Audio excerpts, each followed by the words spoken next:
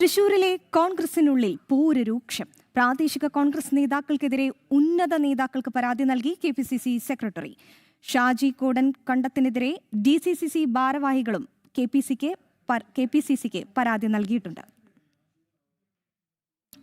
തെരഞ്ഞെടുപ്പിന് തൊട്ടു പിന്നാലെയാണ് തൃശൂരിലെ കോൺഗ്രസിനുള്ളിൽ തമ്മിലടി തുടങ്ങുന്നത്. നിയമസഭാ തെരഞ്ഞെടുപ്പ് ഫലം വന്നതിന് ശേഷം പോര് തെരുവിലേക്കുമെത്തി. ഇപ്പോൾ ഗ്രൂപ്പ് തിരിഞ്ഞ് നേതൃത്വത്തിന് പരാതി നൽകുകയാണ് ജില്ലയിലെ കോൺഗ്രസ് നേതാക്കൾ. കോൺഗ്രസ് പ്രവർത്തകരും ഒരു വിഭാഗം നേതാക്കളും തനിക്കെതിരെ വ്യാജ പ്രചാരണം നടത്തുകയാണെന്നും പരാതികൾ നൽകുന്നുവെന്നും ആരോപിച്ചാണ് KPCC secretary Shaji Kodankandath KPCC പ്രസിഡന്റിനും എഐസിസി ജനറൽ സെക്രട്ടറി കെ.സി. വേണുഗോപാലിനും പരാതി നൽകിയത്. Thrissur DCC president Joseph Tajet, general സെക്രട്ടറിമാർ എന്നിവർക്കെതിരെയാണ് ഷാജിയുടെ പരാതി. ഷാജി കോടൻകണ്ടത്തിനെതിരെയും ഒരു വിഭാഗം കെപിസിസി നേതൃത്വത്തിന് മുന്നിൽ പരാതിയുമായി എത്തിയിട്ടുണ്ട്. സ്ഥാനാർത്ഥിത്വം ആഗ്രഹിച്ച് മണ്ഡലത്തിൽ ക്യാമ്പ് ചെയ്ത് ഗ്രൂപ്പ് പ്രവർത്തനം നടത്തുന്നുവെന്നാണ് പരാതി.